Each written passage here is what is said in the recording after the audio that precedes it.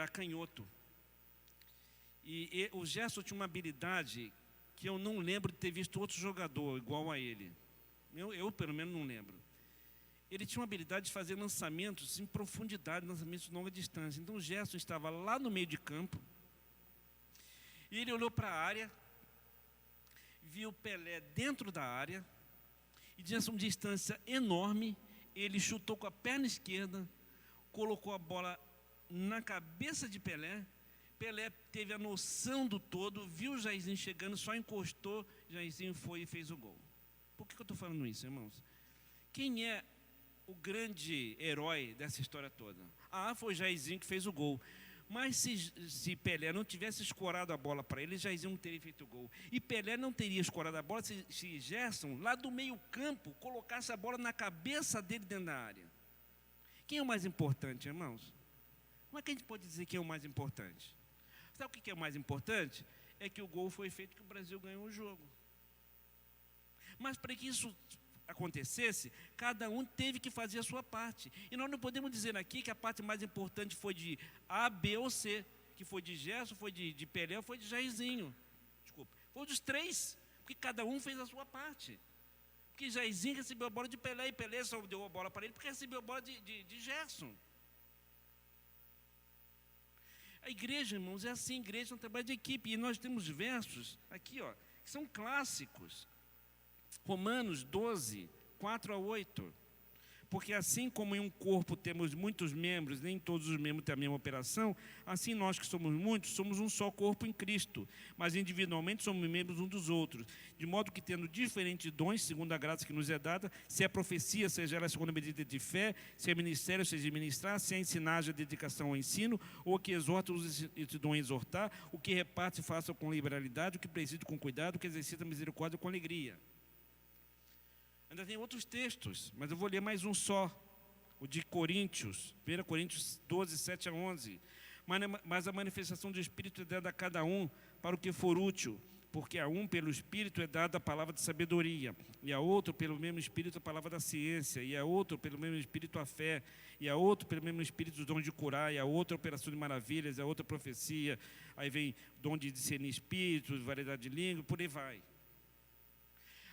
A Bíblia usa, Paulo, mediante a ação do Espírito Santo, ele traçou um paralelo entre a igreja e o corpo físico, né? O nosso corpo está bem, irmãos, porque os nossos órgãos trabalham em conjunto para o bem-estar do corpo.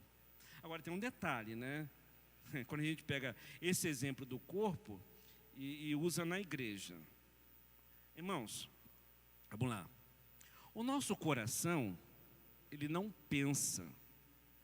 O nosso estômago não pensa, o nosso fígado não pensa, os nossos rins não pensam, nosso intestino não pensa. Eles simplesmente agem. E tal, o resultado é, claro que eles podem ficar doentes, ter um problema qualquer, mas eles não pensam. Agora, nós aqui na igreja somos membros de um corpo. É como se um fosse rim, outro fosse coração, outro fosse pulmão, e por aí vai.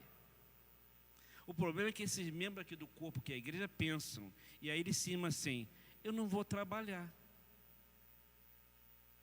Aí, irmão, vamos imaginar o seguinte, o coração fala assim, eu não vou bombear mais sangue para essa turma toda aí, não.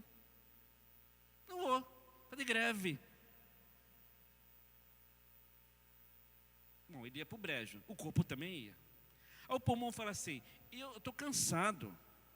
Eu estou cansado de mandar oxigênio, de separar o oxigênio do ar.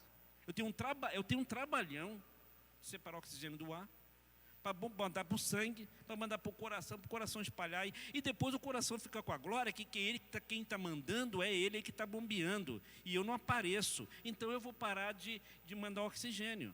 Como seria o resultado? Aí vem o rim também e fala assim, poxa, eu sou especial aqui, eu pego esse sangue que está cheio de impureza, gerado pelo metabolismo realizado nas células, e faço a filtração desse sangue, e pego as impurezas desse sangue, e transformo em urina para ser expelido. Eu não vou fazer mais isso aqui dentro, não, porque eu estou cansado. Então, irmãos, os membros do nosso corpo não pensam. E aí, eles simplesmente fazem o que eles têm de fazer. E o nosso corpo funciona. Agora a igreja não. Os órgãos da igreja, os membros, pensam. E aí, dá no que eu estou falando. Aí vem. Irmãos, cada um de nós tem a nossa vida, nossas dificuldades, né, certas questões e tal.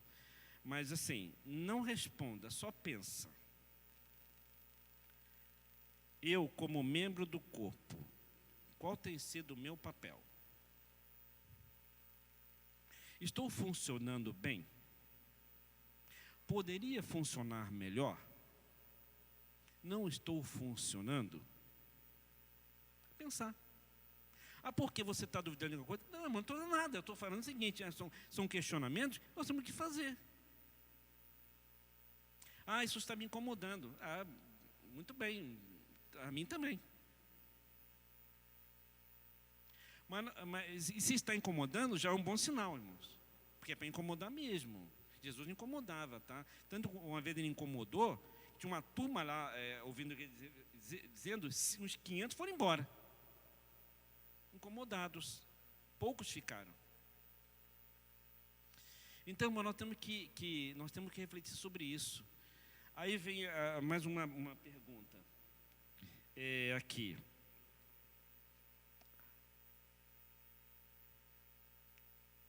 As igrejas estão trabalhando em equipe? Vamos agora pensar, não vamos pensar por enquanto na nossa igreja aqui, não. Mas também não vamos ficar, vamos dizer assim, olhando para A e B. Vamos olhar no geral, tá? No geral. Nós temos alguma noção, né? Dentro da nossa visão, alguma noção. As igrejas estão trabalhando em equipe? Olha, irmãos, muitas não. Ah, mas você começou a criticar. Não, irmãos, o meu negócio é da Bíblia, tá? O meu negócio é Bíblia. Vamos lá. Por que eu estou falando isso? Naquela época já não tinha. Por quê? Porque tem gente, e gente é um problema. 1 Coríntios capítulo 1, verso de 1 a 3. Paulo falando aos coríntios. E eu, irmãos, não vos pude falar como a espirituais, mas como a carnais, como a meninos em Cristo.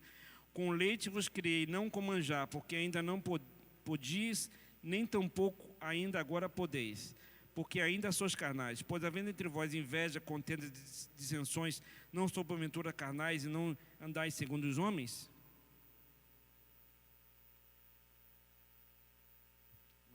Não tem nada a ver com isso, desculpe.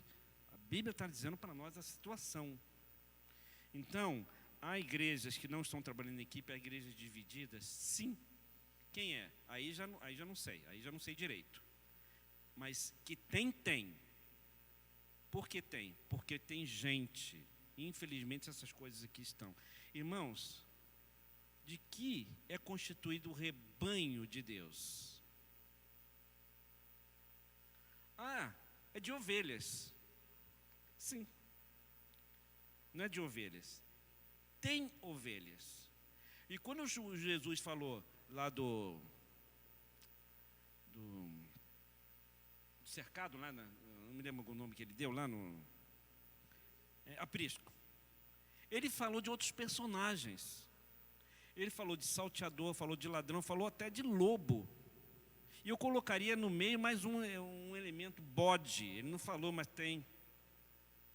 Então, irmãos, ali naquele ambiente, tem ovelha? Tem, mas tem outras coisas, além de ovelhas. E quando naquela passagem ele deixou claro isso. Então, irmãos, aí você fala assim, mas essa situação de Coríntios, esse tipo de divisão nesse ponto, nós não temos. Irmãos, infelizmente divisão não é só isso daqui não. Tá? Vamos agora trazer uma outra figura para a gente refletir. Vamos pensar assim em casais. Tá? Há casais que se separaram. Né? Houve uma divisão, separou. Né? Um foi para o canto, foi para o outro. Agora, irmãos, há casais separados, vivendo na mesma casa. As turras. Ou então, não brigam, mas também não se falam. Ou às vezes, irmãos, se falam, e aparentemente está tudo bem, mas estão separados. Então, irmãos, não vamos agora pegar os exemplos aqui que ele faz assim, o problema é esse. Não, o problema não é esse aqui não, de Coríntios. A coisa é muito mais geral. Essa questão de divisão não se manifesta simplesmente, não é exatamente isso que está escrito aqui em Corinto. Esse é um detalhe, nós temos outros. Às vezes há uma aparente harmonia e há uma divisão. Irmãos, a divisão às vezes ela é tênue, é sucinta, é algo não muito claro. Mas uma coisa certa, é como um carro que está andando com o freio de mão puxado. Então, outra coisa, se há esse tipo de divisão, uma coisa eu posso afirmar, e faço com maior naturalidade. Certo? Quero dizer uma coisa, mas se o irmão não gostar de alguma coisa, faz o seguinte, e não se sentir à vontade, não precisa falar comigo. Vai para o pastor Gerson e faça queixa a ele. Depois ele vai falar comigo. Não tem problema nenhum.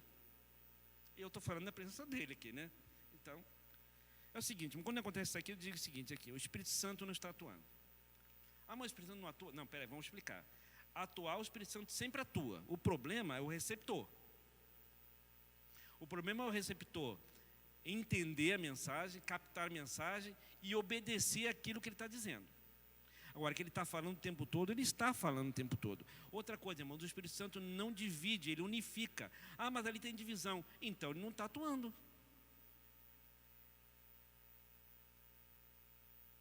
Não está atuando no sentido de que as pessoas não estão fazendo a sua parte em relação ao que ele está colocando, ao que ele está atuando. Ela atua, ele fala, ele insta, ele vai tentar fazer com que as pessoas façam o que elas têm de fazer, mas as pessoas não fazem.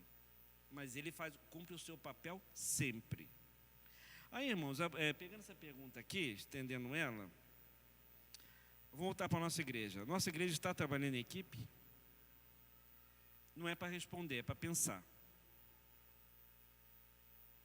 Aí talvez a gente possa levantar algumas questões e falar assim, não está.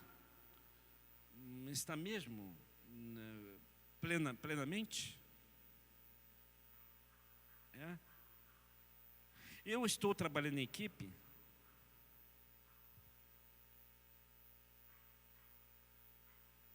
Se a gente traçar um paralelo com o jogo de futebol, nós estamos ganhando de goleada, ganhando de pouco, estamos empatando, estamos perdendo de pouco ou estamos perdendo de goleada?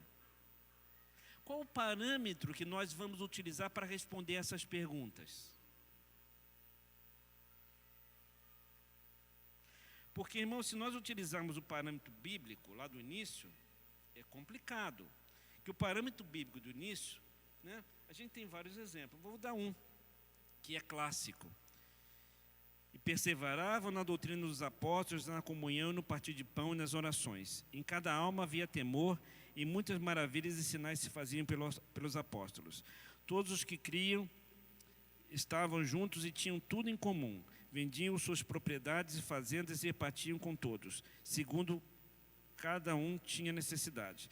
Perseverando unânimes todos os dias no templo e partindo pão em casa, comiam juntos com alegria e singeleza de coração, louvando a Deus e quem na graça de todo o povo. E todos os dias acrescentava o Senhor à igreja aqueles que se haviam de salvar. Irmão, se o parâmetro é esse aqui, a situação está preta. Agora, pode ser que alguém escolha um outro parâmetro.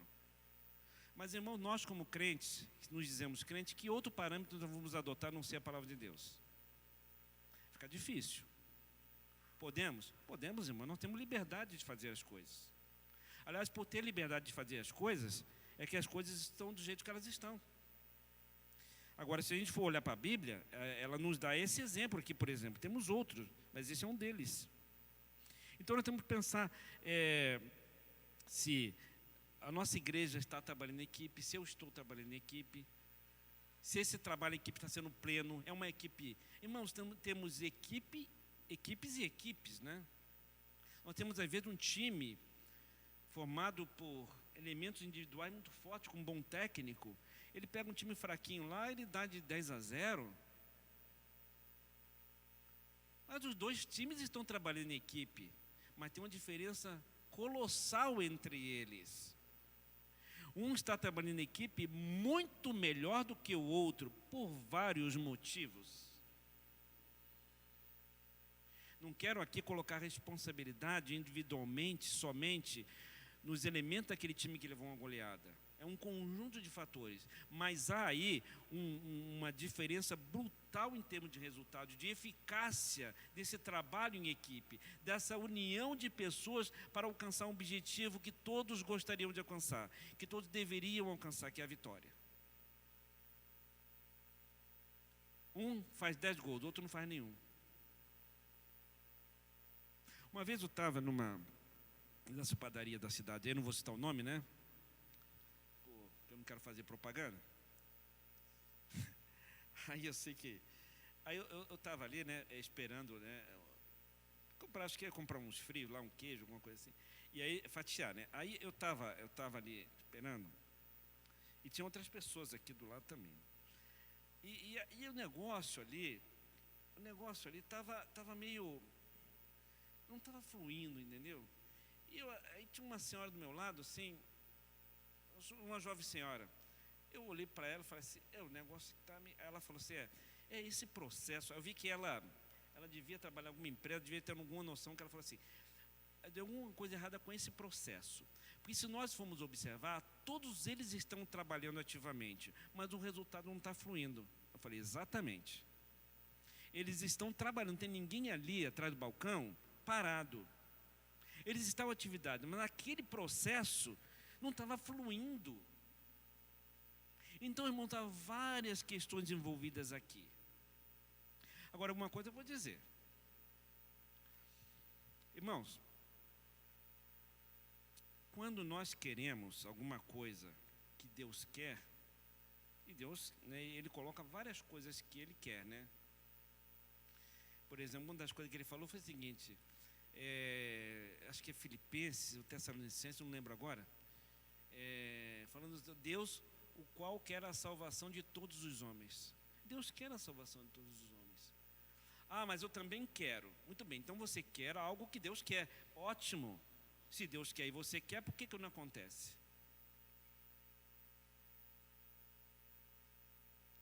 Então, irmão, quando nós queremos algo que Deus também quer, não há impedimento para aquilo não se realizar. Em tese.